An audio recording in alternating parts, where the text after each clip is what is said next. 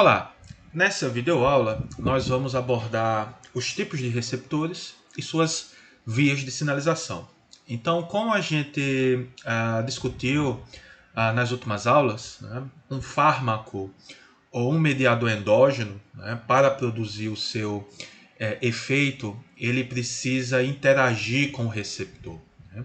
E a consequência da interação, né, deste fármaco com o receptor vai ser, portanto, um efeito. Né? Então, os fármacos classificados como agonistas, eles são capazes de alterar a conformação de um receptor. Essa alteração da conformação de um receptor vai levar, né, a uma via de sinalização, e essa via de sinalização ela vai ser importante porque ela vai alterar o funcionamento das células, resultando, portanto, em um efeito. Né? Então, agonistas e mediadores endógenos, quando interagem, né, com um receptor, eles vão ser capazes de alterar a conformação desse receptor, né, ou estabilizar uma conformação que vai ser, portanto, responsável por levar a uma via de sinalização, e esta via de sinalização vai acabar resultando em um efeito, né? Vai resultar numa alteração de um funcionamento do funcionamento celular. Então, na aula de hoje nós vamos observar que temos 4 famílias de receptores. Tá? Dessas 4 famílias, 3 são receptores de membrana. Então, esses receptores estão presentes na membrana da célula. E uma única família que representa receptores intracelulares, que podem ser encontrados no citosol ou podem ser encontrados diretamente no núcleo. E cada família de receptor, né, como a gente vai observar hoje, possui uma via de sinalização própria, né, que a depender do tipo de receptor e que a depender da célula em questão, nós vamos observar um efeito celular diferente. Tá? Então, na aula de hoje, o seu grande objetivo é mostrar para vocês quais são essas famílias e quais são as principais vias de sinalização que são, portanto, ativadas após a interação de um fármaco, né, sendo ele um mediador endógeno ou um agonista. Né? Lembrando que os antagonistas são fármacos que se ligam ao receptor e impedem a ativação deste receptor por um mediador endógeno ou um agonista. Né? Então, em termos práticos, os antagonistas não são capazes de levar uma via de sinalização, né? Porque eles vão estabilizar o receptor na sua forma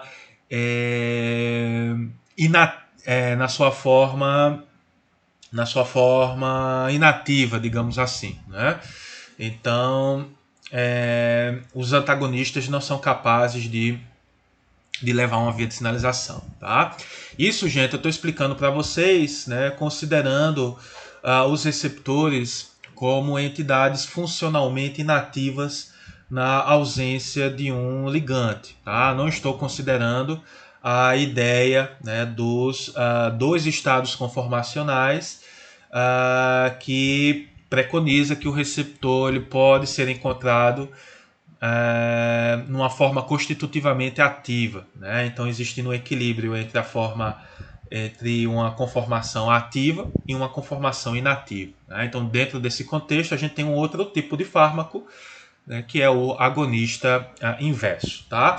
Só que na aula de hoje, né, quando formos falar dos receptores das vias de sinalização, eu vou considerar, né, uma ideia mais antiga, né, do receptor como uma proteína que, na ausência de um ligante, ele encontra-se, né, em um estado funcionalmente inativo. Tá?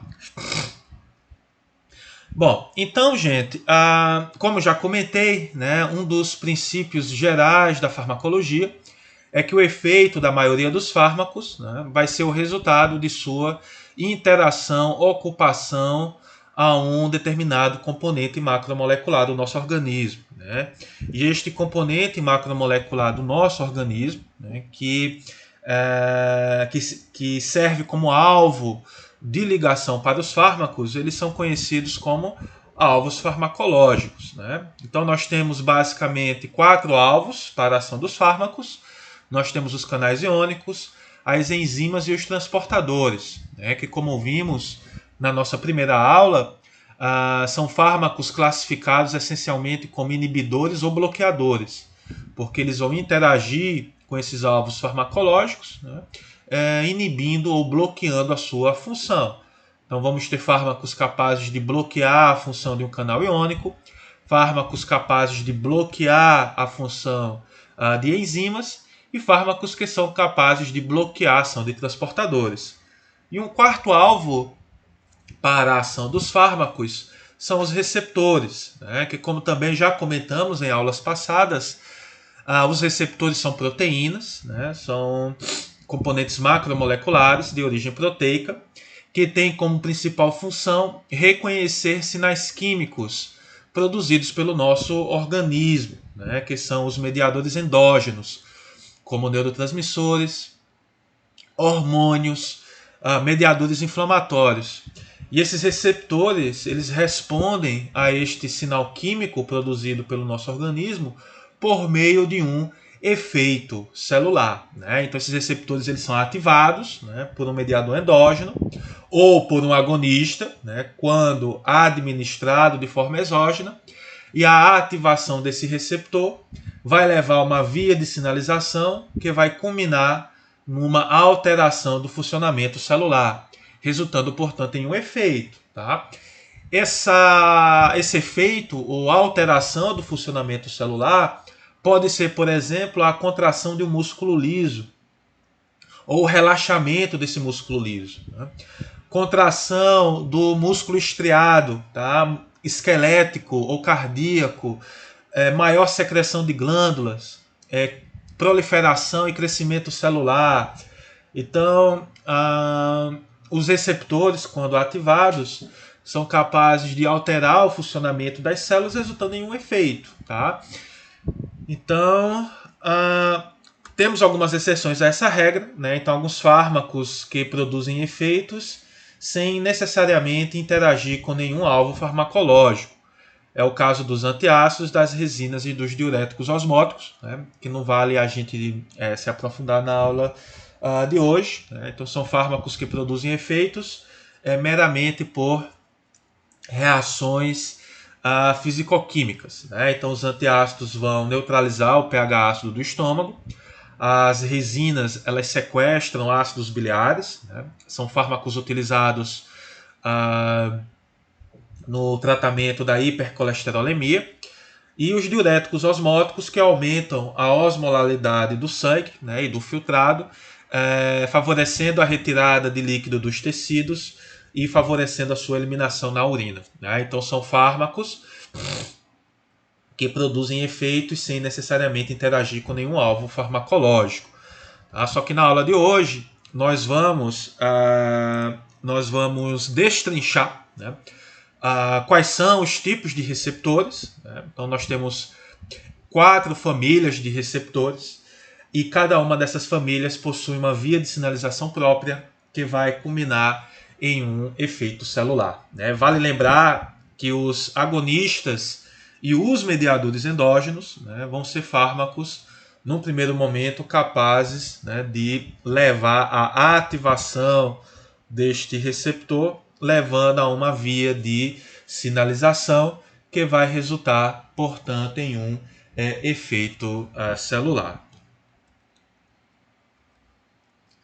Bom, e como os receptores eles se comportam em sistemas fisiológicos? Né? Então, nós temos receptores que podem ser encontrados na membrana. Né? Então, novamente, nós temos 4 famílias de receptores. Dessas 4 famílias, 3 representam receptores que são encontrados na membrana da célula. Tá? Então, só desenhando aqui para ficar claro, gente. Né? Aqui a gente tem uma célula. Tá? Então, 3 famílias de receptores são receptores localizados na membrana da célula. e uma outra família, né, que são os receptores intracelulares, que podem ser encontrados, né, tanto no citosol, tá, como, por exemplo, os receptores para os hormônios esteroides, como a testosterona, progesterona, estrogênio, assim como também nós temos receptores que podem ser encontrados diretamente no núcleo, tá? Como, por exemplo, os receptores para a vitamina D e para os hormônios tireoidianos. Vale destacar, né, que os receptores encontrados no citosol, né, quando ativados, eles migram para o núcleo, né, e lá no núcleo eles vão produzir efeitos relacionados à transcrição gênica. Tá? Então, gente, de forma geral, os receptores eles podem ser encontrados tanto na membrana, né, então temos 3 famílias de receptores encontrados na membrana das células, como também temos receptores que podem ser encontrados intracelularmente. Né? Então nós temos uma família de receptor. Desculpa, gente. Alergia. Temos uma família de receptor que é encontrado de forma intracelular, tá? Podendo ser encontrado no citosol ou no núcleo. De forma geral, como nós vimos, né, na ausência de um mediador endógeno, os receptores eles vão ser encontrados em um estado funcionalmente inativo, né, com algumas exceções, né, que é o caso do modelo dos 2 estados conformacionais, onde em alguns tecidos, ou para alguns receptores, nós podemos observar atividade constitutiva, ou seja, na ausência de qualquer ligante, nós podemos observar uma certa quantidade de receptores que podem ser ativados de forma espontânea. E essa ativação do receptor de forma espontânea pode acabar produzindo um efeito basal. Né? E dentro desse contexto dos 2 estados conformacionais, os fármacos podem ser classificados como agonistas, né? Que são aqueles que vão aumentar a quantidade de receptores no estado ativo, né? Produzindo um efeito positivo. Nós vamos ter os antagonistas, que vão se ligar tanto aos receptores ativos como inativos, tá? Sem prejudicar esse equilíbrio, logo não alterando o efeito basal. E vamos ter os agonistas inversos, que vão aumentar a quantidade de receptores no estado conformacional inativo, né? Reduzindo o efeito basal, produzindo, portanto, né, entre aspas, um efeito negativo. Né? Então, agonistas inversos, eles vão ser encontrados somente num contexto onde nós vamos observar a atividade constitutiva, certo? Então, esse é um aspecto importante quando a gente lida com os receptores. Nesse caso específico, né, de forma geral, eu mostro para vocês que na ausência de qualquer ligante, né, esses receptores eles vão ser encontrados em um estado funcionalmente inativo. Né? Então, nesse sistema não tem atividade constitutiva. Então, com a chegada de um mediador endógeno, que pode ser um neurotransmissor, um hormônio ou um mediador inflamatório, nós vamos observar que esses agentes eles vão interagir com o receptor, né? Levando, portanto, à ativação desse receptor. Né? Então, vai haver uma mudança de conformação desse receptor, ou estes ligantes vão estabilizar uma conformação, que vai levar, portanto, à ativação, né, de vias de sinalização, que vão ser representadas aqui por essas setas, e essas vias de sinalização vão acabar, né, vai acabar culminando em um efeito celular. Tá? Que pode ser, novamente, né, a contração de um músculo liso, relaxamento de um músculo liso, a contração do músculo estriado, produção de secreções pelas glândulas, proliferação celular, síntese de mediadores inflamatórios e assim por diante. Bom, e quais são, portanto, os tipos de receptores? Gente? Então, basicamente, nós temos 4 famílias. Tá? Dessas 4 famílias, os canais iônicos operados por ligantes, né?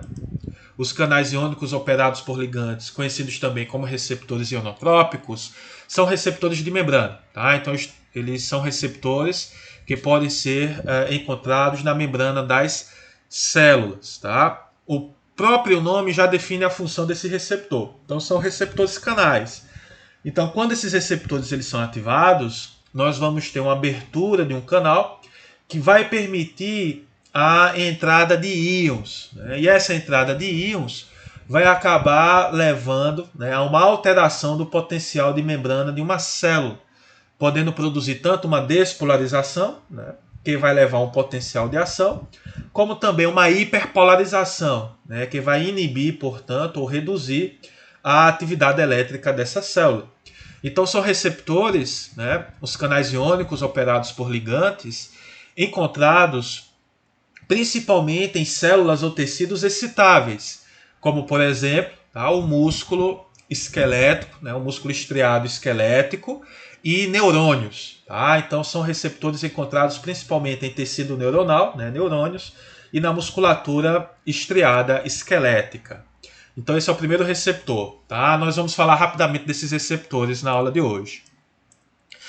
Uma segunda família são os receptores com atividade ou ligados a quinases. Então também são receptores de membrana, certo? São receptores principalmente para a insulina, para hormônios do crescimento e para as citocinas. Tá? São receptores com atividade quinase. Tá? O que é uma atividade quinase? Né? São receptores capazes de fosforilar outras proteínas do nosso organismo. Em especial, gente, esses receptores apresentam atividade tirosina quinase. Tá? O que é isso? Eles vão fosforilar resíduos de tirosina, tá, em diversas proteínas da nossa célula. Então, nós temos receptores com essa atividade tirosina quinase.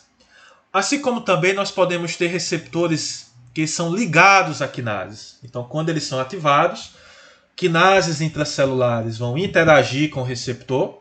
Essas quinases vão ser ativadas e vão levar, portanto, à fosforilação de diversas outras proteínas nas nossas células. Tá? Então, são receptores em especial para a insulina, para hormônios do crescimento e para as citocinas. Tá? A gente vai falar um pouquinho desses receptores também na aula de hoje. Uma terceira família de receptores também são receptores de membrana. Tá?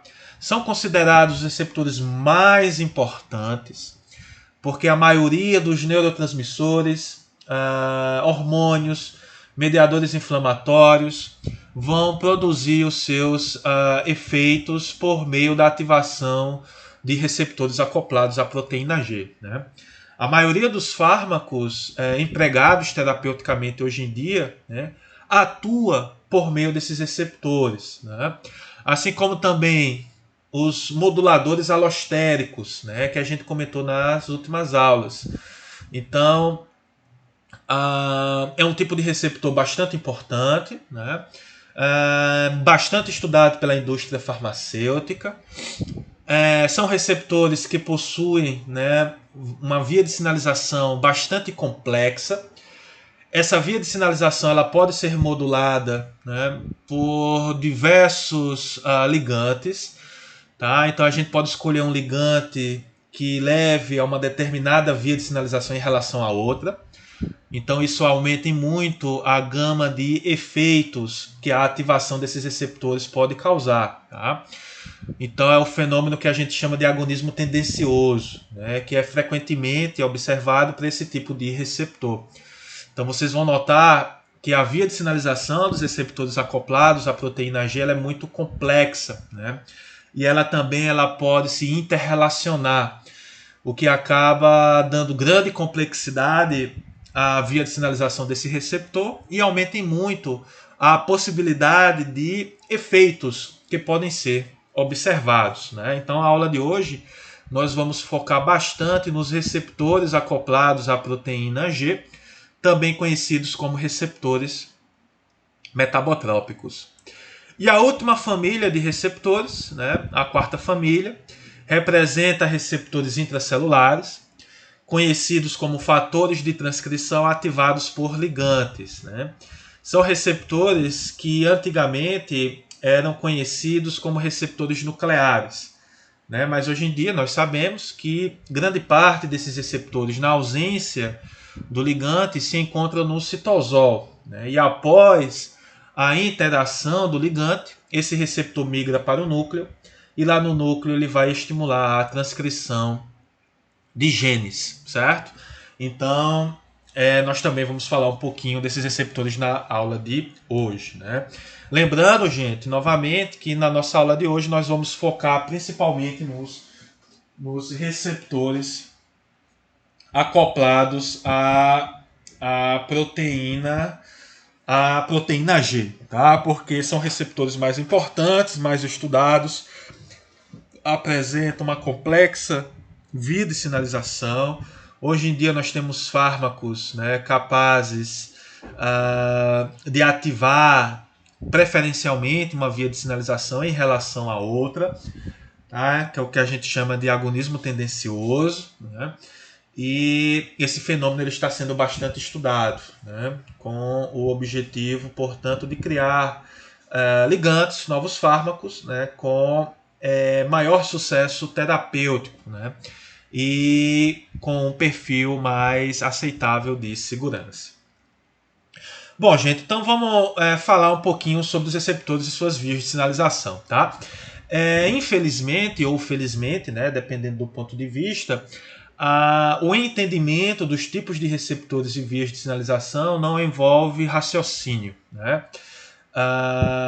De forma geral, obviamente, né? Então são processos, né, com várias etapas, né? A maioria dessas vias de sinalização que vai envolver principalmente memorização, né?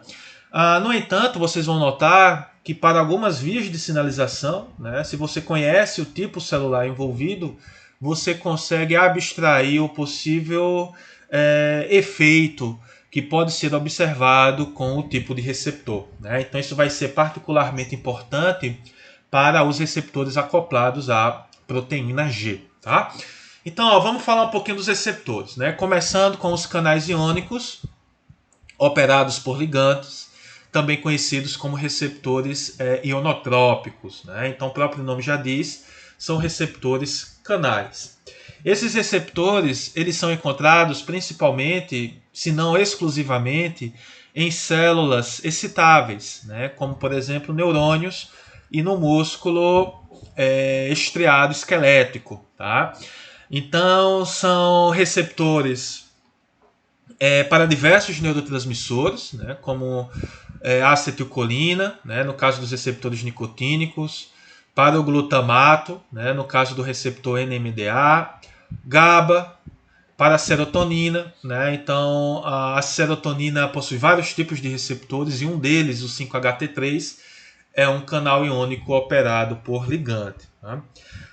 Qual que é, gente, a principal característica dos receptores ionotrópicos ou canais iônicos operados por ligantes? Tá? São receptores que vão alterar o potencial de membrana da célula, né, causando uma despolarização ou uma hiperpolarização, e são receptores que estão envolvidos em respostas ultra rápidas. Né?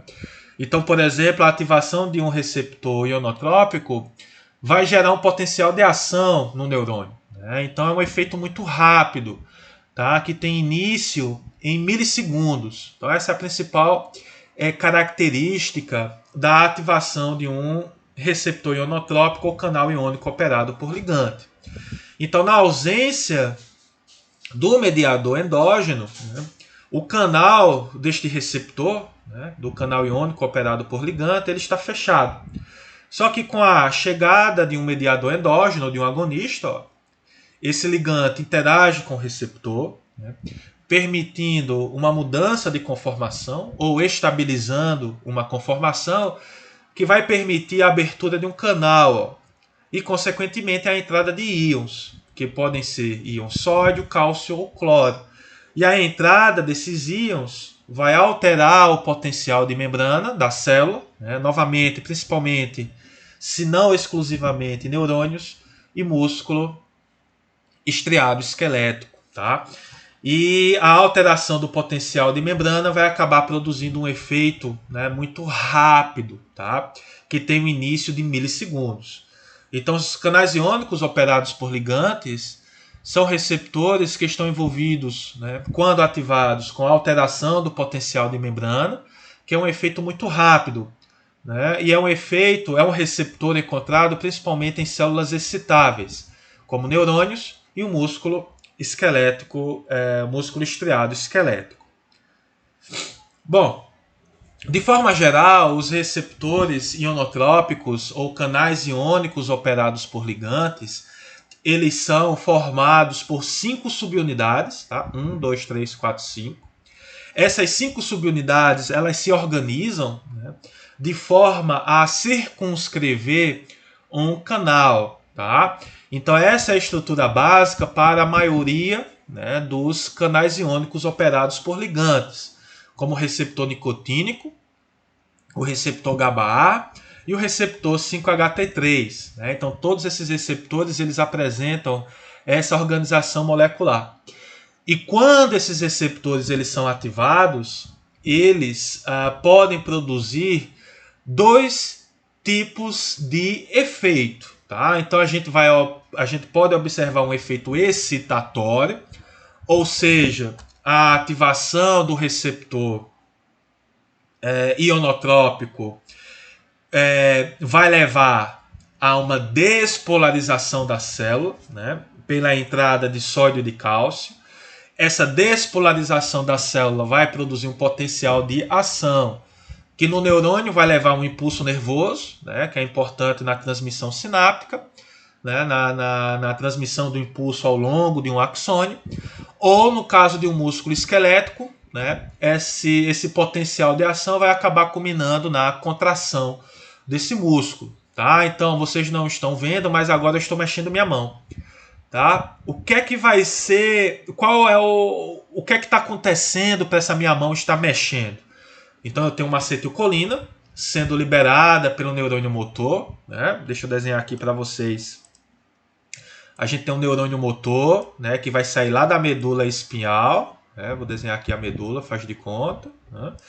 Esse neurônio motor sai aqui da medula espinhal e vai inervar diretamente o músculo esquelético, né, aqui do meu dedo. Então esse neurônio motor vai liberar a acetilcolina, tá? ACH, tá aqui, ó. Essa acetilcolina vai atuar no receptor nicotínico, né, que é um receptor ionotrópico, no músculo esquelético. A ativação desse receptor nicotínico vai levar à abertura de um canal com influxo de sódio e cálcio. E essa entrada de sódio e de cálcio vai despolarizar, né, a musculatura, né, o músculo esquelético, levando a um potencial de ação, né, que vai, portanto, percorrer toda a extensão dessa célula. E esse potencial de ação, no fim das contas, vai acabar produzindo a contração do músculo esquelético. Né? E todo esse processo, gente, ele ocorre muito rápido, né, em questão de milissegundos, né, porque a abertura desse canal, né, pela ligação do neurotransmissor acetilcolina, leva a uma despolarização e um potencial de ação de forma muito rápida, tá? Produzindo, portanto, um efeito, né, que nesse caso específico é a contração do músculo esquelético. Então, isso é o que ocorre para os receptores nicotínicos, né, tanto no músculo esquelético como no sistema nervoso central, para o receptor de glutamato NMDA, para o receptor de serotonina 5-HT3, por exemplo. Tá? Então, todos esses receptores são canais iônicos, que quando ativados vão produzir um efeito excitatório, estimulatório, que vai estar relacionado a uma despolarização celular, que vai levar a um potencial de ação. Existem também alguns receptores ionotrópicos que vão produzir efeitos inibitórios, né? Como é o caso, por exemplo, do receptor para o GABA, né? O GABA-A, ou receptor para a glicina. Né? Então, tanto a glicina como o GABA são neurotransmissores inibitórios que vão atuar em receptores ionotrópicos. Só que no caso do GABA, né, a ativação do seu receptor vai permitir um influxo preferencial de íons cloro. Né? O cloro ele tem carga negativa. Então, quando ele entra numa célula, né, excitável como o neurônio, esse aumento de carga negativa no meio intracelular vai hiperpolarizar esse neurônio, né? Tornando mais difícil o processo de despolarização. Então, o receptor para o GABA, né, que é um receptor ionotrópico inibitório, quando ativado, vai permitir o influxo de íons cloro, e essa entrada de cloro vai produzir uma hiperpolarização, que dentro do contexto de um tecido excitável, né, vai reduzir a atividade elétrica, né, desta célula, causando, portanto, um efeito inibitório. Tá? Então, quando a gente fala, gente, em canais iônicos operados por ligantes, né, nós estamos falando de receptores canais, que quando ativados, né, vão alterar o potencial de membrana, né, porque esses receptores permitem o influxo de íons. E esses receptores podem produzir dois tipos de efeito. Né? Um efeito excitatório, que vai ser dado, né, pela entrada ou pelo influxo de íon sódio ou cálcio, como é o caso dos receptores para acetilcolina, para o glutamato e para a serotonina, né? No caso do receptor 5-HT3, ou um efeito inibitório, como é o caso do receptor GABA, que quando ativado vai levar ao influxo de íons cloro.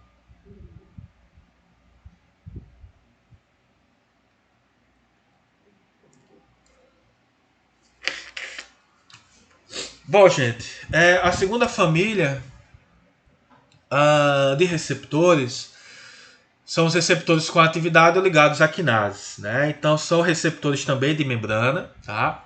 São receptores para fatores de crescimento, né? Como o BDNF, como o próprio hormônio do crescimento, IGF-1 também, para a insulina, né? Para as citocinas, né?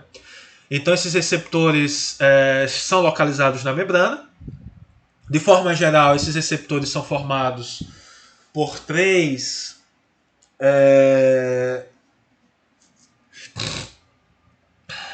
regiões, né? Então a gente tem um sítio de ligação que representa parte do receptor que está localizado no meio extracelular e tem como função, né, a interação do ligante.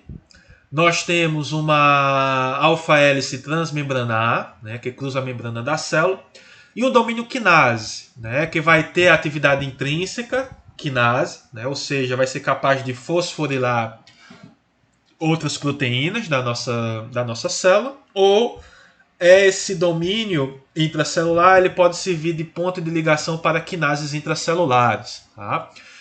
Como pode ocorrer para algumas famílias de receptores para as citocinas.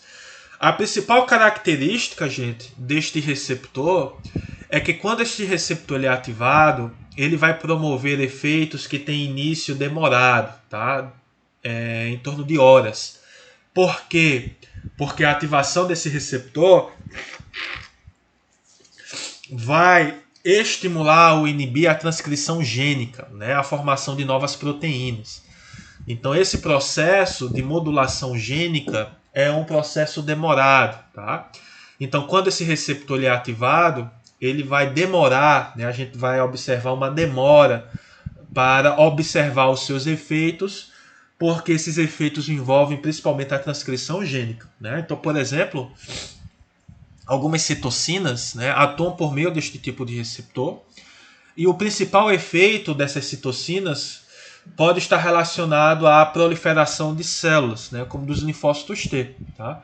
Então, quando esse receptor é ativado, ele vai acabar resultando, por exemplo, no processo de proliferação celular, e essa divisão celular ela demora para ocorrer. Né? Então, existe um delay entre a ativação do receptor e o efeito final observado. Né? Da mesma forma, por exemplo, a ativação do receptor para o hormônio do crescimento, né, que vai estar envolvido na produção, por exemplo, de enzimas responsáveis, por exemplo, pelo metabolismo proteico. Né? Então, essa produção de enzimas ela demora para ocorrer, né? Porque primeiramente a gente vai ter que ter a transcrição do gene, Em seguida, a tradução, né, desse RNA mensageiro para uma proteína, para que então essa proteína ela consiga exercer as suas funções na célula. Tá? Então, tudo isso demora para ocorrer.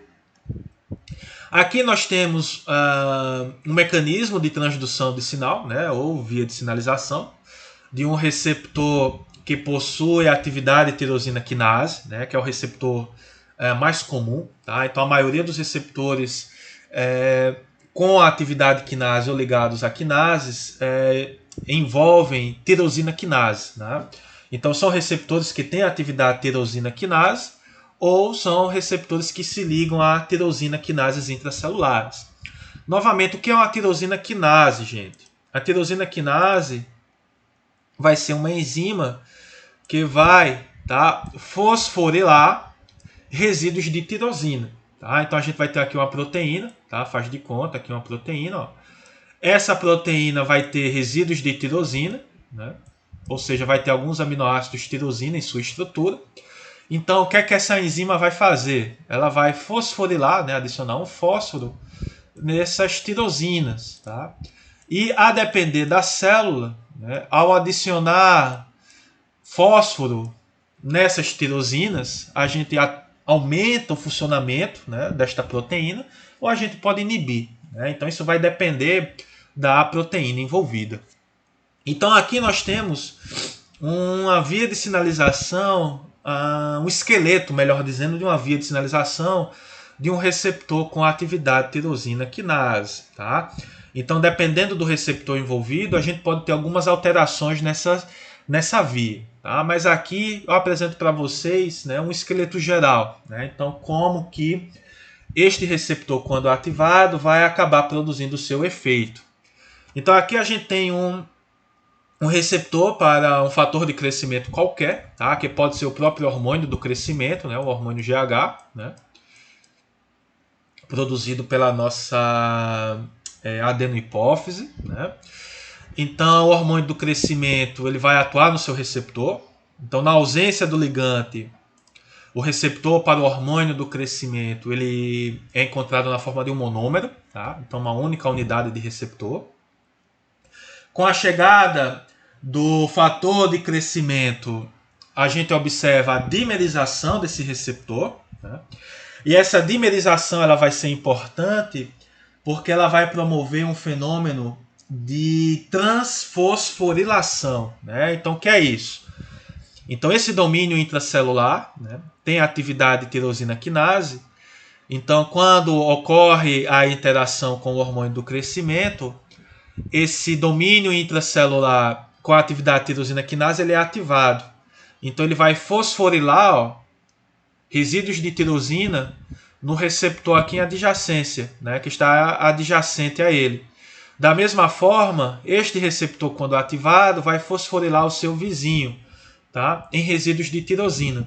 Então, esse é o processo de transfosforilação. E ele vai ocorrer somente quando ocorre essa dimerização do receptor para o hormônio do crescimento. Tá? Então, esse domínio fosforila esse, e esse domínio fosforila o seu vizinho.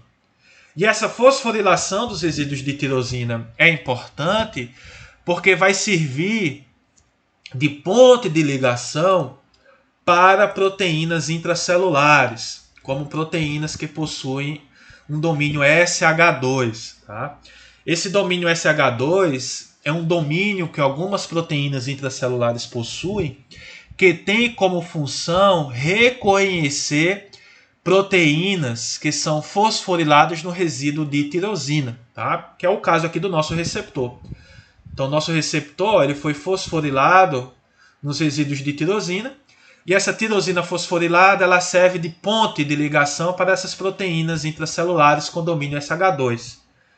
Então, essas proteínas interagem com o domínio intracelular deste receptor. Com isso, essa proteína ela também vai ser fosforilada, né, pelo receptor. E essa fosforilação dessa proteína vai levar à sua ativação. Tá? E essa ativação dessa proteína, dessa enzima, vai acabar levando a diferentes vias de sinalização, que vão estar relacionadas principalmente à transcrição gênica. Então, nesse caso específico, essa proteína SH2, né, ela vai ativar a via da MAP quinase. Então, essa proteína SH2 vai ativar a proteína RAS, que quando ativada vai ativar a proteína RAF. Essa proteína RAF, quando ativada, vai ativar a MEC, que vai ativar a ERK. E a ERK, então, né, vai para o núcleo, e no núcleo a ERK vai estimular a transcrição gênica, tá? Levando, portanto, à produção de proteínas que vão estar relacionadas à divisão, crescimento e à diferenciação celular. ERK significa quinase regulada por um sinal extracelular, né? E esse sinal extracelular vai ser, portanto, aqui o nosso fator de crescimento, né? Certo, gente? Então, de forma geral, os receptores com atividade tirosina quinase, né, ligados a quinases ou com atividade tirosina quinase, quando são ativados, eles vão levar, no fim das contas, à fosforilação de proteínas intracelulares, né, em resíduos de tirosina, levando à ativação dessas proteínas. E essas proteínas ativadas, então, vão levar a diversas vias de sinalização que vão produzir a transcrição gênica. E essa transcrição gênica, então, vai levar, por exemplo, ao processo de divisão, crescimento e diferenciação celular. Certo? Outra família são os receptores nucleares ou fatores de transcrição ativados por ligantes, né? São receptores intracelulares. São os receptores para os hormônios esteroides, né, essencialmente, como o cortisol, a aldosterona, os hormônios sexuais, testosterona, estrógeno, progesterona, vitamina D. Então, todos esses hormônios esteroides, eles atuam por meio desse receptor intracelular, né, conhecido como fator de transcrição operado por ligantes, tá? Então aqui nós temos a estrutura, né, desse receptor, né? Então ele tem 1, 2, 3, 4, 5 domínios, tá? Desses domínios, os mais importantes são a região AF1, né, que é responsável por regular a transcrição gênica, né, interagindo com diversos coativadores. Temos o domínio de ligação ao DNA, né? Temos a região dobradiça, que é responsável por alterações conformacionais, né? O que leva, entre aspas, à ativação desse receptor. E temos a região AF2, que é a região de ligação ao ligante, às proteínas de choque térmico e também a agentes correguladores. E a principal característica, gente, dos receptores nucleares ou fatores de transcrição ativados por ligantes é que esses receptores, quando são ativados, eles vão promover um efeito de início demorado, né? Por quê? Porque também há envolvimento da transcrição gênica, tá? Então são receptores que vão para o núcleo, vão estimular ou inibir a transcrição gênica, levando a maior produção ou redução da produção de proteínas, né? Então, esse processo de transcrição gênica, de produção de proteínas, é um processo demorado, tá? Então, após a ativação desses receptores, nós vamos observar efeitos de início demorado. Então, aqui nós temos um esquema geral, né, do mecanismo de transdução de sinal ou da via de sinalização, né, que é promovida, tá? Então, os receptores, os fatores de transcrição operados por ligantes, também conhecidos como receptores nucleares, na ausência de um ligante, eles são encontrados no citosol, né, ligados a proteínas de choque térmico, né, como HSP90. HSP significa Heat Shock Protein, né, proteína de choque térmico. A principal função dessas proteínas de choque térmico é estabilizar o receptor na ausência do ligante no citosol, tá? Com a chegada do hormônio, né, o hormônio ele se difunde pela membrana, interage com o receptor, e a principal consequência da interação do hormônio esteroide com o receptor é a dissociação da proteína de choque térmico, né? Então o receptor ele se dissocia dessa proteína de choque térmico. Em seguida, o receptor ele sofre um processo de dimerização. Em seguida, o dímero migra para o núcleo. E no núcleo, esse receptor ele vai interagir com genes responsivos. Tá? Em seguida, nós vamos ter, né, o recrutamento de coativadores ou correpressores, que vão, respectivamente, estimular a transcrição gênica ou vão inibir essa transcrição, né? Levando, por conseguinte, né, uma maior formação ou inibição da produção de um RNA mensageiro e, consequentemente, no fim das contas, a uma produção de proteínas. Tá? Então, independentemente do hormônio esteroide envolvido, né, se é o cortisol, se é o estrogênio, se é a testosterona, esse mecanismo de sinalização ele é o mesmo. Tá? O que vai mudar é o tipo de receptor e o tipo de célula envolvido. Tá? Então, por exemplo, a testosterona na próstata. A testosterona vai interagir com o receptor. Né? Em seguida, vai ocorrer a dissociação da proteína de choque térmico. O complexo receptor-testosterona vai dimerizar, vai para o núcleo. E no núcleo da próstata, né, de uma célula prostática, esse complexo vai estimular a transcrição gênica de diversas proteínas relacionadas à sobrevivência e à proliferação dessa célula, como também da proteína PSA, né, que é um antígeno prostático específico, que é um indicador do câncer de próstata. Né? Então, o que é o câncer? Né? No câncer, a gente tem células, né, com rápida divisão celular e maior sobrevivência. Né? E no câncer de próstata, essa maior proliferação celular ela depende da testosterona. Né? Então, no câncer, a gente vai ter uma maior ativação do receptor de testosterona, levando a uma maior expressão gênica, né? Uma maior transcrição gênica, que vai resultar numa maior produção dessa proteína PSA, né? Que é o importante indicador bioquímico do câncer de próstata. Certo, gente? Então, quando a gente fala de um receptor nuclear ou um receptor ou um fator de transcrição operado por ligante, é este processo que vai ser observado. Para o receptor do hormônio tireoidiano é um pouquinho diferente. Né? Então, isso ocorre para a vitamina D e para o hormônio tireoidiano. Né? Então, o receptor para o hormônio tireoidiano, lembrando que o hormônio tireoidiano ele não é esteroidal, né? Ele é derivado do aminoácido tirosina. Né? Então, esse hormônio tireoidiano ele migra diretamente para o núcleo. Né? O seu receptor já se encontra no núcleo.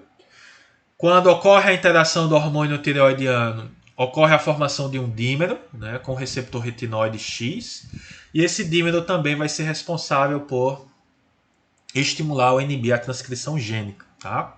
Então essa é a grande diferença do hormônio tireoidiano para os hormônios esteroides. Né? Que para os hormônios esteroides o receptor está no citosol e depois ele migra para o núcleo, né, com a chegada do hormônio esteroide.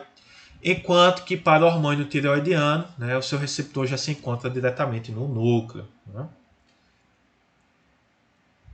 Bom, gente, e por fim, mas que será um pouco mais demorado, são os receptores acoplados à proteína G. Né? Então a gente vai falar de forma mais pormenorizada desse receptor, né? Porque é um receptor muito estudado, tá? Uma vez que ele é o receptor para diversas moléculas do nosso organismo, né? Neurotransmissores, neuropeptídeos, hormônios peptídicos, né? Como FSH, LH. É um alvo mais bem investigado pela indústria farmacêutica, né? Então, diversos moduladores alostéricos estão sendo desenvolvidos para atuar neste tipo de receptor. Assim como também o estudo do agonismo inverso, né, é feito principalmente nos receptores acoplados à proteína G. Né? O fenômeno do agonismo tendencioso ou seletividade funcional, né, também é observado principalmente nesse tipo de receptor. Né? Os ligantes bitópicos. Tá? Então, vale muito a pena a gente conhecer de forma pormenorizada, né, os receptores acoplados à proteína G e suas vias de sinalização. Né? Isso é importante, gente, porque 45% dos fármacos prescritos têm como alvo receptores acoplados à proteína G. Né? Então, se vocês forem continuar nesse ramo da farmacologia, né, é muito provável que na vida de vocês, como futuros cientistas, futuros pesquisadores, uma hora ou outra vocês trabalhem, né, de forma direta ou indireta com este tipo de receptor, né, dado a sua importância. Então, de forma geral, os receptores acoplados à proteína G, né, os receptores eles são receptores 7-alfa-hélice transmembranar, né? Então, o que significa, né, esse palavrão, né? Desculpa. Significa que esse receptor ele cruza a membrana 7 vezes, né? Então, 1, 2, 3, 4, 5, 6, 7. E cada região transmembranar é uma alfa-hélice. Né? Então, vocês devem ter aprendido aí nas aulas de bioquímica, né, que a alfa-hélice assume essa conformação aqui. Né? Então, cada região transmembranar está em alfa-hélice.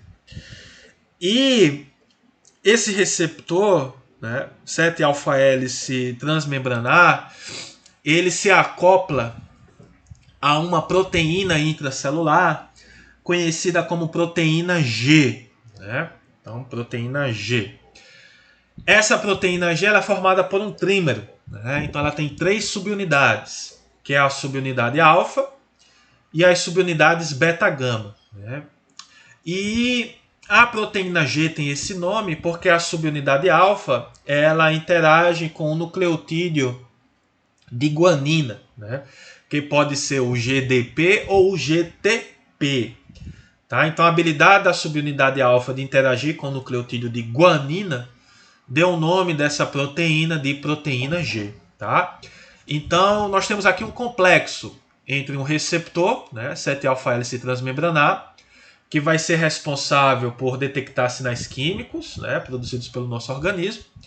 E esse receptor, quando interage, né, com esse ligante, vai levar, portanto, ao recrutamento e à ativação dessa proteína G. E vai ser essa proteína G que vai, então, disparar vias de sinalização que vão culminar, portanto, com o efeito celular. Bom, então, nós temos que aqui saber 2 coisas. Né? A primeira delas é como é a ativação da proteína G. E logo em seguida, quais são as vias de sinalização que essa proteína G ela vai ativar, né? Ela vai levar.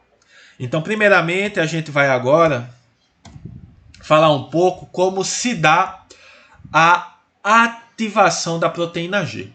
Tá? Então, eu vou falar bem devagar. Eu vou falar uma única vez. Caso vocês não entendam, né, é só voltar o vídeo e para ouvir novamente a minha fala. Tá?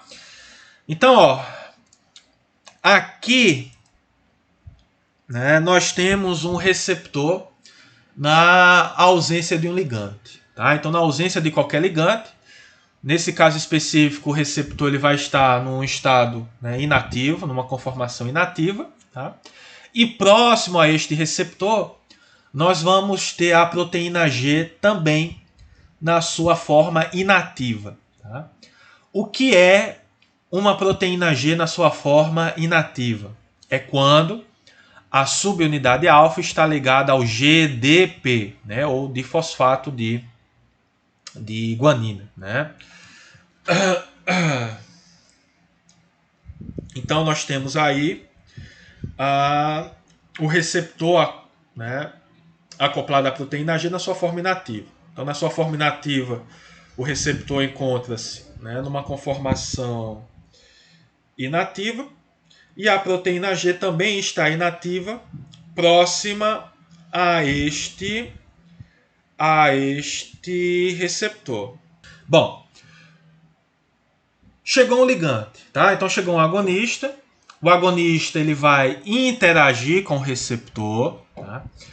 Essa interação vai levar a uma mudança de conformação neste receptor, que vai permitir a interação da proteína G.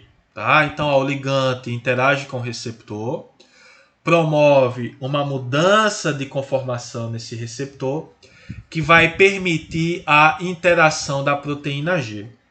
E qual é a consequência da interação da proteína G com o receptor? Nós vamos observar a troca do GDP pelo GTP, tá? Então, ó, de novo, quando o ligante ele chega, ele vai interagir com o receptor, né? Levando uma mudança de conformação neste receptor, que vai permitir, ó, a interação da proteína G a este receptor. Quando a proteína G interage com o receptor, nós vamos observar a troca do GDP pelo GTP. Então agora, ó, a gente vai ter o GTP ligado à subunidade alfa. E qual é a consequência disso? É que a interação do GTP com a subunidade alfa vai levar à ativação da proteína G.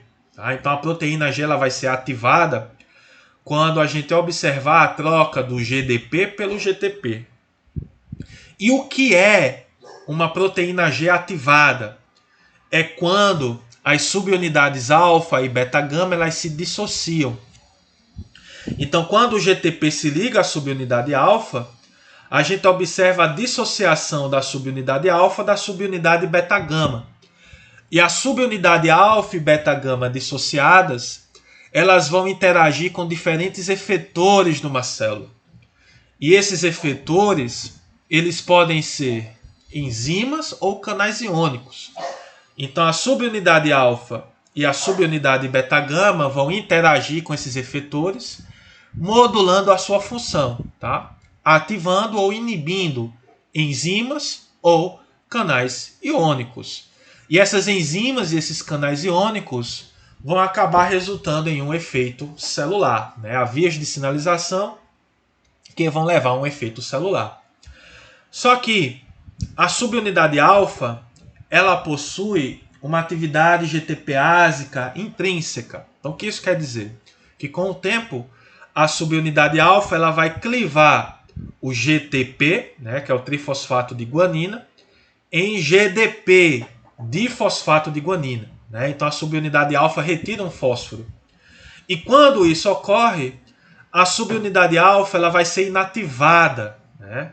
E esta subunidade alfa, então, ela vai se ligar novamente à subunidade beta-gama, restaurando a proteína G na sua conformação inativa. Tudo bem? Então, eu vou repetir mais uma vez, tá? E caso vocês tenham dúvida, vocês podem voltar o vídeo para ouvir novamente a minha fala. Opa, desculpa. Então, ó, vamos lá, passo por passo. Então, aqui nós temos o receptor, né, na ausência do ligante. Então, na ausência do ligante, o receptor ele encontra-se, né, numa conformação inativa, tá? Assim como também a proteína G está inativa. Né? Então, a gente vai observar que a subunidade alfa vai estar ligada ao GDP.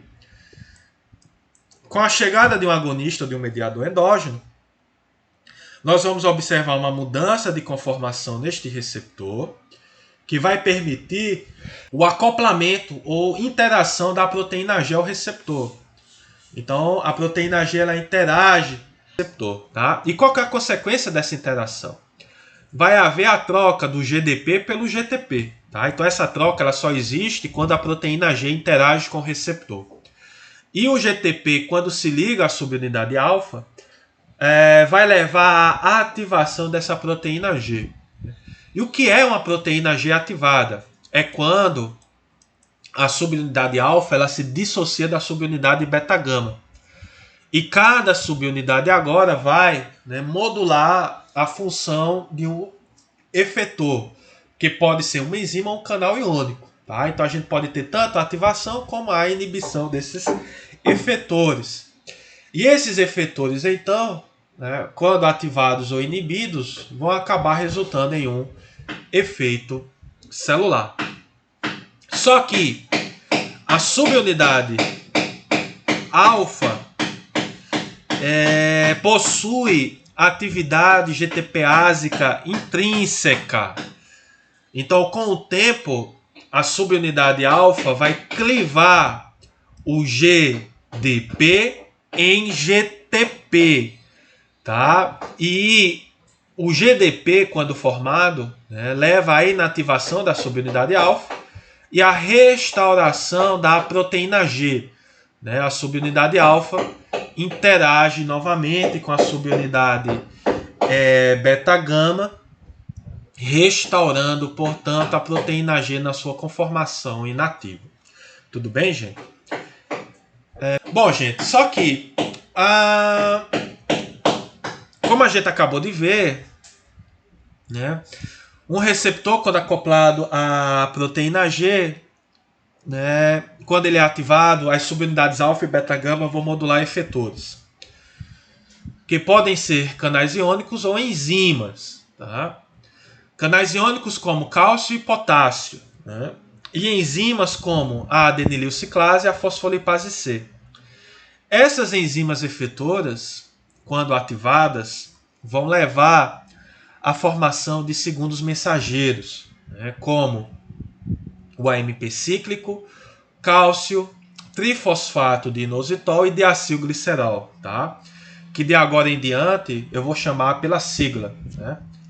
AMP cíclico, cálcio, né? IP3, que é o trifosfato de inositol, e o DAG, que é o diacilglicerol. Segundos mensageiros, por quê? Porque esses agentes eles vão ter o seu conteúdo intracelular modulado por um primeiro mensageiro, que vai ser um mediador endógeno ou um agonista. Tá? Então, quando esse receptor ele é ativado, esses segundos mensageiros podem ter seus níveis aumentados ou reduzidos. Tá? E esses segundos mensageiros vão, portanto, levar à ativação de efetores, que podem ser enzimas como a proteína quinase A, doravante conhecida como PKA, e a proteína quinase C, doravante conhecida como PKC, tá? Que são serina, treonina quinases. Então são enzimas que vão fosforilar resíduos de serina ou treonina em diferentes proteínas do nosso organismo. Tá? Então quando essas enzimas fosforilam essas proteínas, ocorre um aumento ou diminuição da sua função. Tá? Então vai depender da proteína envolvida. Aqui eu tenho duas questões a destacar. A primeira delas, gente, é que essas etapas, né, essas reações, elas não são estequiométricas, tá? Ou seja, né, a ativação, por exemplo... desculpa, gente. A ativação de uma proteína G, né, vai levar à ativação de várias enzimas efetoras, levando à formação, né, de um número ainda maior de segundos mensageiros, levando à ativação ainda maior de efetores. Tá? Então a gente tem uma amplificação do sinal. Então essa é uma característica muito importante dos receptores acoplados à proteína G. E outro ponto, gente, é que a ativação de um receptor acoplado à proteína G não vai levar à ativação de vários canais iônicos, de várias enzimas efetoras, de vários segundos mensageiros. Né? Nós vamos ter uma seletividade, tá, de uma proteína G para um determinado efetor. Tá? E essa especificidade ela vai depender do tipo de proteína G envolvida. Tá? Então a gente vai ter basicamente três né, subtipos de proteína G, e cada subtipo vai ter uma seletividade, né, para uma determinada enzima efetora, né, o que vai acabar levando a uma determinada via de sinalização. Tá? E essa via de sinalização vai acabar culminando em um efeito. Então, ó, nós temos basicamente, né, 3 subtipos de proteína G, que é a proteína G Q11, a proteína GS e a proteína GIO, tá? Que são assim divididas de acordo com a seletividade da subunidade alfa dessa proteína G para uma determinada enzima efetora. Então, no caso da proteína GQ11, nós temos que a sua subunidade alfa ela vai ativar a enzima efetora fosfolipase C. Tá? Então, toda a proteína GQ11, né, quando ativada, né, quando um receptor acoplado à proteína GQ11 ele é ativado, nós vamos observar que a subunidade alfa vai ativar a fosfolipase C. No caso da proteína GS, a subunidade alfa ela modula de forma positiva a adenililciclase, enquanto que a proteína G e O, a sua subunidade alfa modula negativamente a adenililciclase. Tá? Nós temos várias outras proteínas G, né? Proteína G12, proteína G zeta, mas são essas proteínas G mais importantes. Tá? Então elas são divididas de acordo com a especificidade da subunidade alfa para uma determinada enzima efetora. Então, no caso da proteína GQ11, a subunidade alfa modula positivamente a fosfolipase C. No caso da proteína GS, a subunidade alfa modula positivamente a enzima adenililciclase. E no caso da proteína GIO, a subunidade alfa modula negativamente a adenililciclase. Tá? Então vamos falar um pouquinho de cada uma dessas vias. Começando a falar dos receptores acoplados à proteína, né, do tipo GS. Tá? Então temos alguns receptores que se acoplam preferencialmente à proteína GS, como é o caso dos receptores beta 1, beta 2, H2, tá? E vários outros. Então a via de sinalização ela é a mesma e o efeito final vai depender do tipo celular envolvido. Então aqui nós temos um receptor acoplado à proteína GS. Então quando esse receptor é ativado, nós vamos observar que a subunidade alfa da proteína GS vai modular positivamente a enzima adenililciclase. E o que essa adenililciclase ela vai fazer? Ela vai converter o ATP em AMP cíclico. Né? O AMP cíclico é o nosso segundo mensageiro. O AMP cíclico, por sua vez, vai ativar a proteína quinase A. E essa proteína quinase A, ela vai fosforilar resíduos de serina e treonina em diversas proteínas desta célula. E essa fosforilação pode tanto aumentar a atividade desta proteína, né, alvo, como também pode diminuir. Tá? Então isso vai depender da proteína envolvida. E o efeito final, gente, vai depender do tipo celular. Tá? Então todo receptor acoplado à proteína GS vai ter essa via de sinalização. Né? Então a subunidade alfa vai modular positivamente a função da adenililciclase, aumentando a formação do AMP cíclico, causando a ativação da proteína quinase A. Se isso ocorrer no músculo liso, a proteína quinase A vai fosforilar, por exemplo, uma enzima conhecida como quinase da cadeia leve de miosina, e essa fosforilação vai inibir a função dessa enzima. E isso vai acabar resultando em um relaxamento de um músculo liso. Tá? Então, toda vez que você vê o músculo liso relaxando por conta da ação de um mediador endógeno, de um agonista, é muito provável que esse mediador endógeno está atuando, né, vai atuar em um receptor acoplado à proteína G do tipo S, tá? Resultando em produção do AMP cíclico, ativação da PKA, e a PKA vai fosforilar e inibir a quinase da cadeia leve de miosina.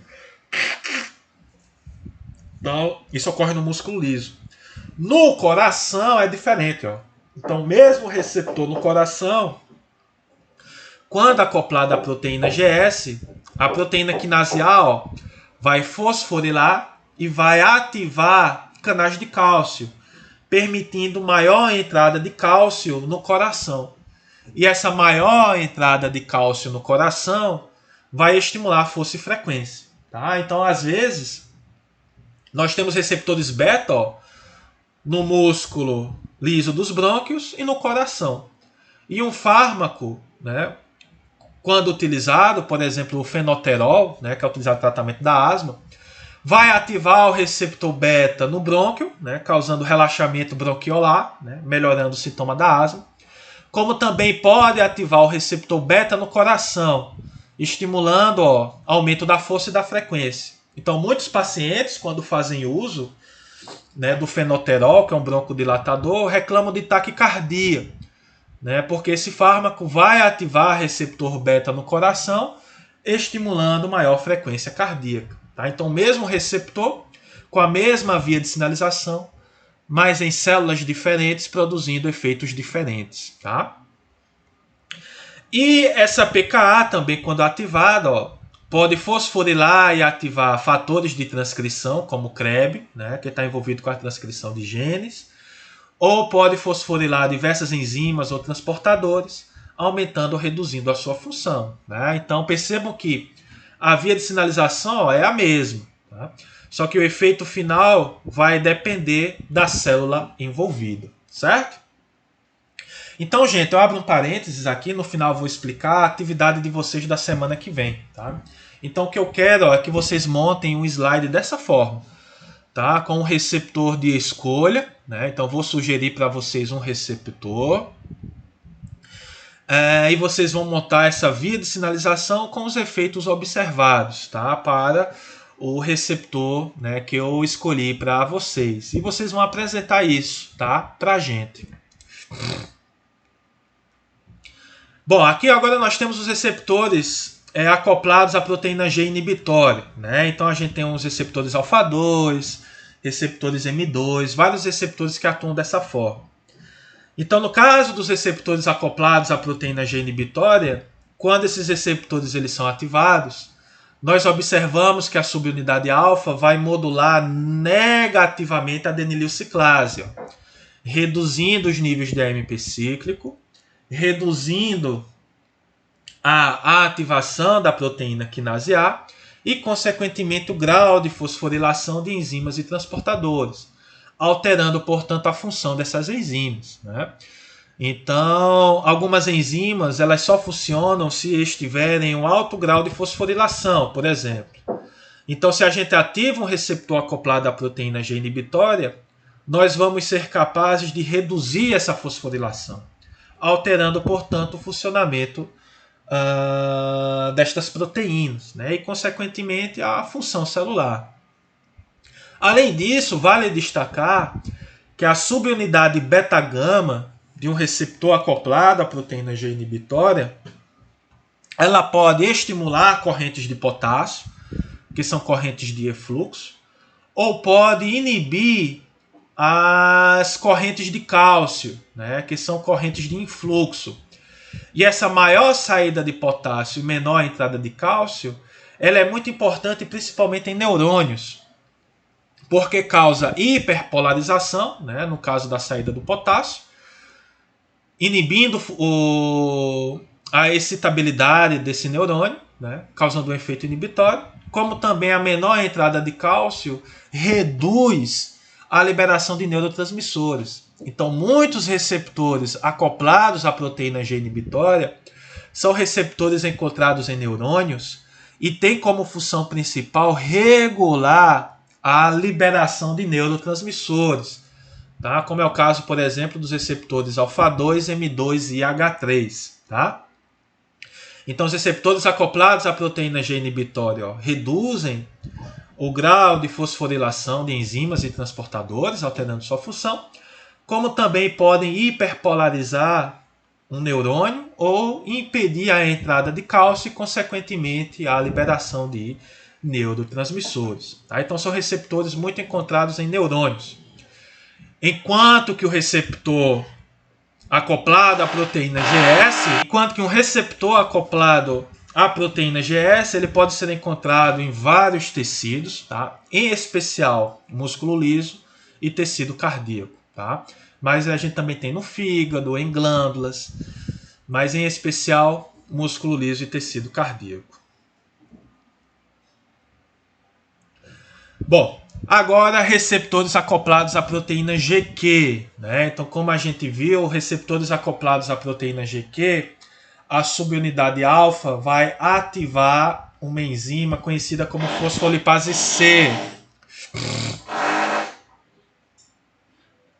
A fosfolipase C, quando ativada, ela vai clivar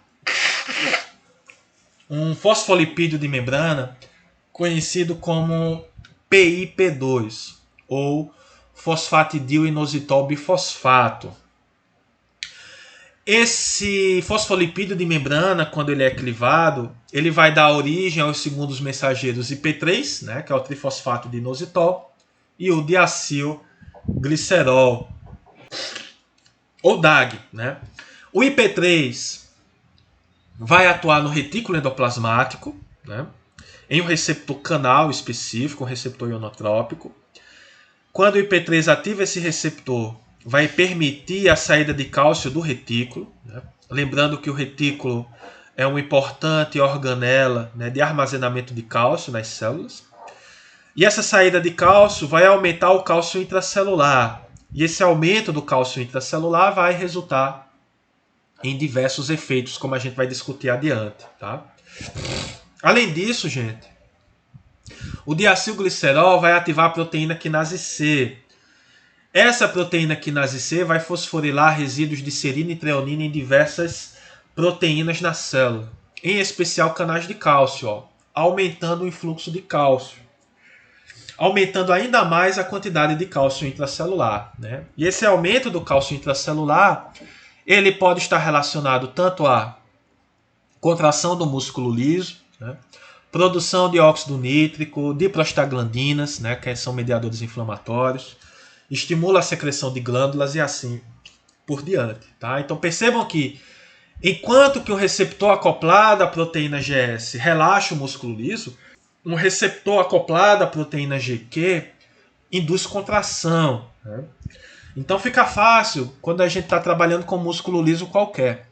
Se esse músculo liso contrai, é porque a gente tem um receptor acoplado à proteína GQ. Se esse músculo liso ele relaxa, é porque a gente tem um receptor acoplado à proteína GS, né, na maioria das vezes. Bom, esse aumento do cálcio intracelular, gente, ele pode produzir vários tipos de efeitos. Né? Então, por exemplo, esse cálcio... esse aumento do cálcio intracelular induzido pela ativação de uma proteína GQ, né, pode, por exemplo, ó, formar complexos com cálcio e calmodulina. E esse complexo cálcio e calmodulina é responsável por induzir contração de músculo liso, tá? Transporte de íons, ativar diversas enzimas metabólicas, tá? Alterar a estrutura celular, né? Como por exemplo do endotélio. Então, a ativação de um receptor acoplado à proteína GQ no endotélio pode levar, né, a uma redução do comprimento do endotélio, o que pode favorecer, né, a migração de leucócitos para o local de uma inflamação. O aumento do cálcio intracelular pode também ativar outra enzima conhecida como fosfolipase A2, né, que leva à produção de prostaglandinas, que são importantes nas respostas inflamatórias. O cálcio também pode estimular outra enzima conhecida como guanilato ciclase, né, levando à produção de óxido nítrico. O aumento do cálcio também pode ativar a adenilato ciclase, levando ao aumento de AMP cíclico. Então percebam que a gente pode ter AMP cíclico tanto oriundo da proteína GS, né, de um receptor acoplado à proteína GS, como também pode ser consequência da ativação do receptor acoplado à proteína GQ11. Tá? Então percebam que por vezes vai ficar difícil da gente entender a via de sinalização de um receptor. O aumento do cálcio intracelular também pode ativar a via da MAP kinase, tá? Relacionada à sobrevivência e proliferação celular. Então percebam que um receptor acoplado à proteína GQ11 ele é bastante complexo, né? Porque esse aumento do cálcio intracelular pode levar a diferentes consequências. Outro ponto importante, gente, tem a ver com a subunidade beta-gama, né? Então, os receptores acoplados à proteína G, como a gente viu, eles foram divididos de acordo com a sua especificidade da subunidade alfa para enzimas efetoras. Só que a subunidade beta-gama ela também é importante, né? Ela também pode modular diferentes efetores. Então, como a gente viu, a subunidade beta-gama da proteína G inibitória ela pode ativar canais de potássio e inibir canais de cálcio. Tá? Só que as subunidades beta-gama da proteína GS, da proteína GQ, também podem ativar diversas enzimas intracelulares que também podem produzir diversos efeitos. Né? Então, ó, a gente tem a fosfolipase C-beta, né, que também leva a cálcio intracelular, a via da PI3 quinase e da SARC, que levam a vias de sinalização que vão culminar com transcrição gênica. Tá? Então percebam que embora a gente classifique os receptores acoplados à proteína G, né, em GS, que aumenta MP cíclico, GI, que diminui a MP cíclico, e GQ, que aumenta cálcio, as subunidades beta-gama também podem produzir diversos efeitos, né, o que aumenta ainda mais a complexidade das vias de sinalização dos receptores acoplados à proteína G e os efeitos que podem ser observados. Outro ponto importante, gente, que vale destacar na aula de hoje, tem a ver com a promiscuidade dos receptores acoplados à proteína G. Tá? Então, os receptores em geral, né, acoplados à proteína G, eles vão se acoplar preferencialmente a uma determinada proteína G em relação a outra, tá? Só que, eventualmente, dependendo da condição, alguns desses receptores podem acabar ativando uma segunda proteína G. Então, ó, aqui eu trouxe alguns exemplos. Então, os receptores beta para a adrenalina são receptores que são acoplados preferencialmente à proteína GS, tá? Levando ao aumento do AMP cíclico e ativação da PKA. Já os receptores alfa-1 são acoplados à proteína GQ, né, com aumento de cálcio. Alfa-2 GI. Tá? Então, quando vocês forem estudar as vias de sinalização, vocês vão notar que para cada receptor existe uma via de sinalização preferencial. Né? Existe uma proteína G preferencial.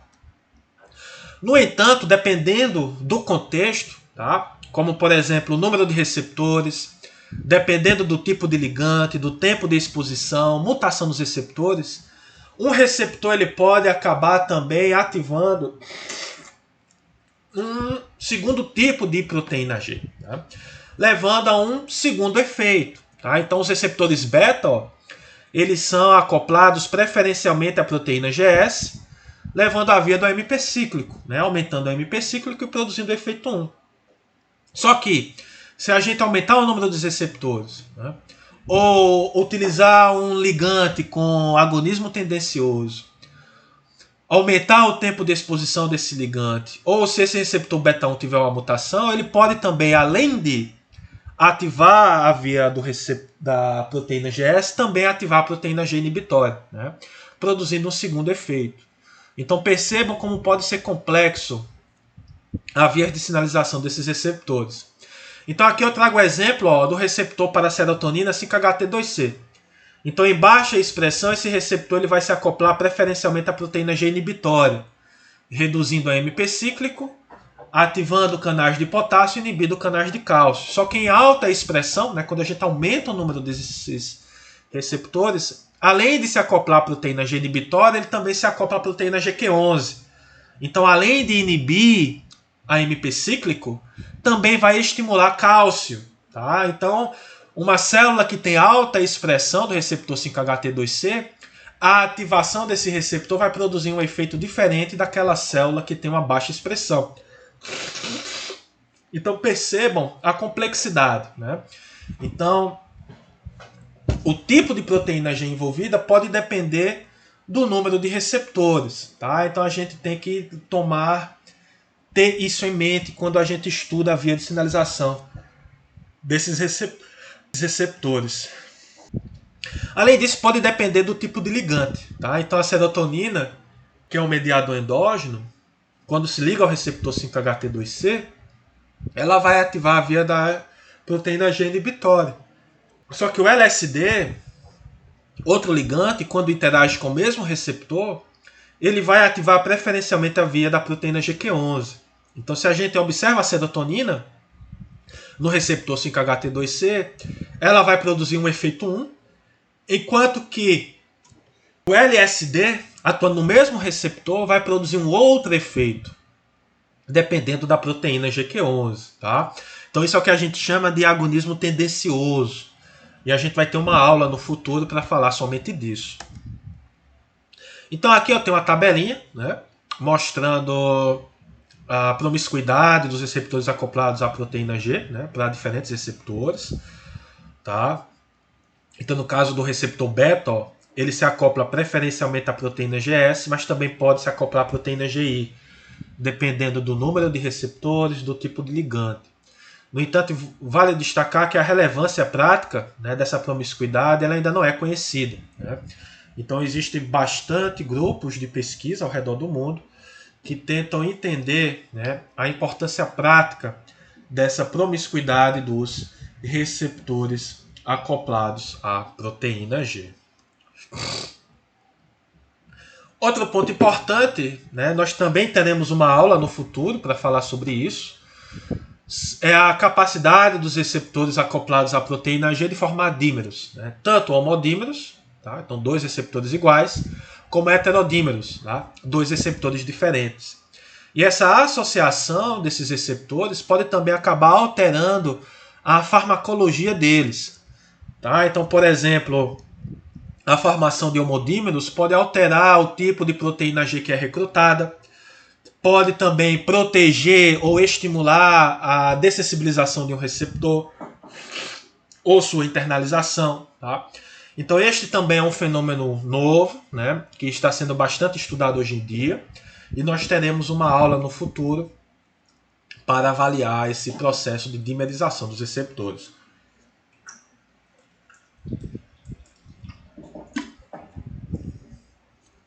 E por fim, gente, nós também temos o fenômeno de sinalização independente de proteína G. Então, um receptor acoplado à proteína G, quando ele é ativado, ele vai promover um efeito que depende de uma proteína G.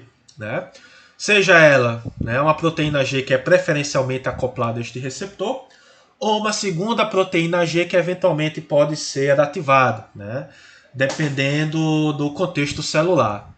Só que além dessa via de sinalização dependente de proteína G, nós também podemos ter uma via de sinalização que é independente da proteína G, que na maioria das vezes está relacionada à beta-restina. Então, após a ativação do receptor e essa via de sinalização relacionada à proteína G, o receptor ele pode ser alvo de quinases intracelulares, como as GRKs, que vão fosforilar esse receptor e vão permitir a interação de uma proteína intracelular conhecida como beta-restina. E essa beta-restina, quando ela interage com o receptor, ela impede um futuro acoplamento à proteína GQ, a proteína G. Então isso leva a um fenômeno de dessensibilização. Então a gente acaba perdendo essa via de sinalização dependente da proteína G. A gente vai ter uma aula no futuro para lidar com essa dessensibilização. E esse complexo beta-restina acoplado à proteína, ao receptor, serve como ponto de ancoragem para diversas enzimas intracelulares. que pode acabar levando a uma segunda via de sinalização e a um segundo efeito, que é independente da proteína G. Tá? Então esse é um fenômeno também observado para esses tipos de receptores, e nós vamos lidar com esse fenômeno numa próxima aula. Né?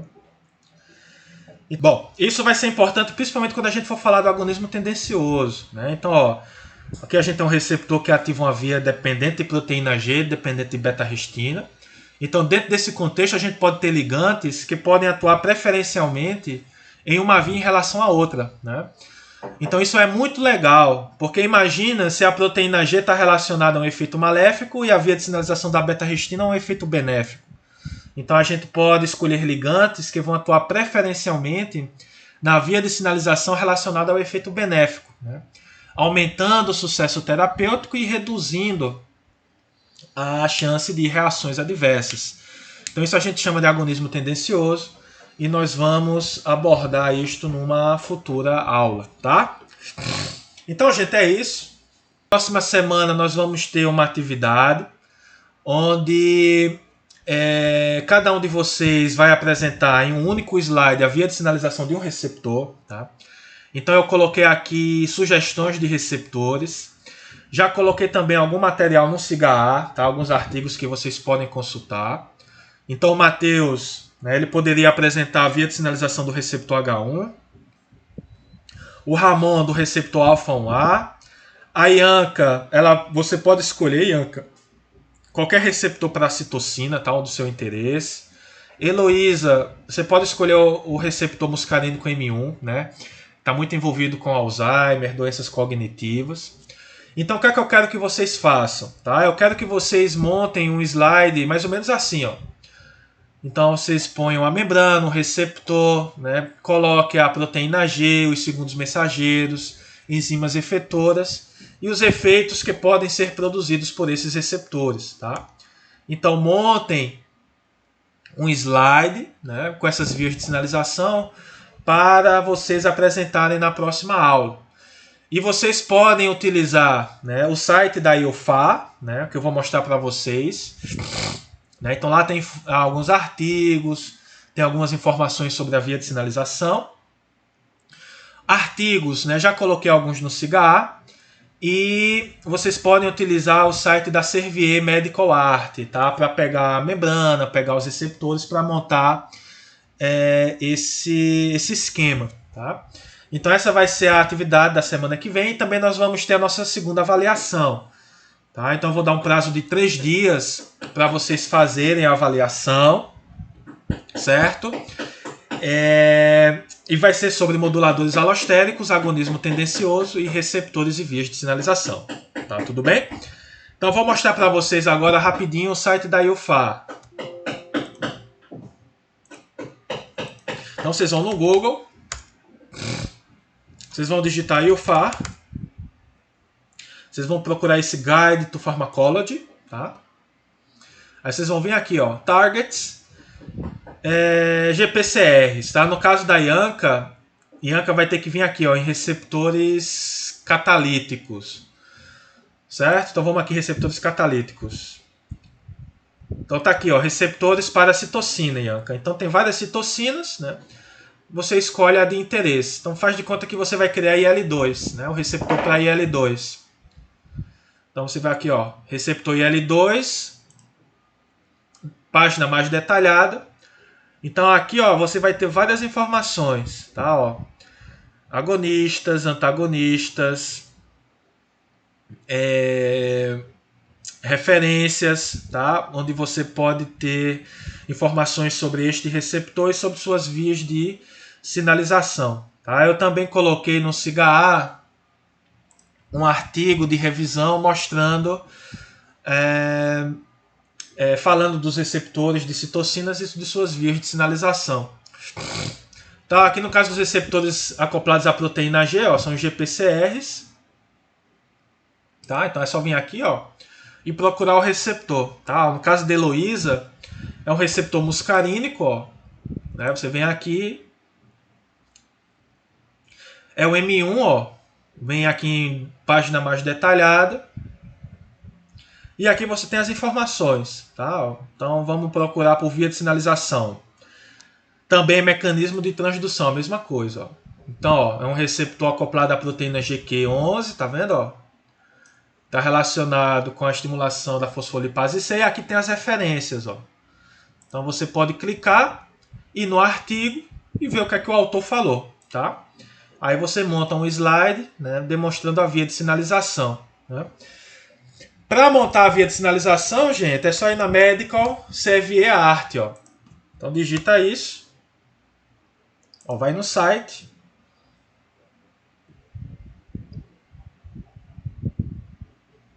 Vem aqui, ó, em Cellular Biology, e aqui você escolhe, ó, membrana celular, receptores, canais. Vamos em membrana. Tá vendo, ó? Tem vários esquemas que você pode pegar, ó, tridimensional. Então é só baixar, né, e montar, tá? Não tem segredo. Mesma coisa para os receptores. De novo aqui, ó, Cellular Biology, receptores e canais. Então, ó, tem vários tipos de esquemas que vocês podem utilizar, tá?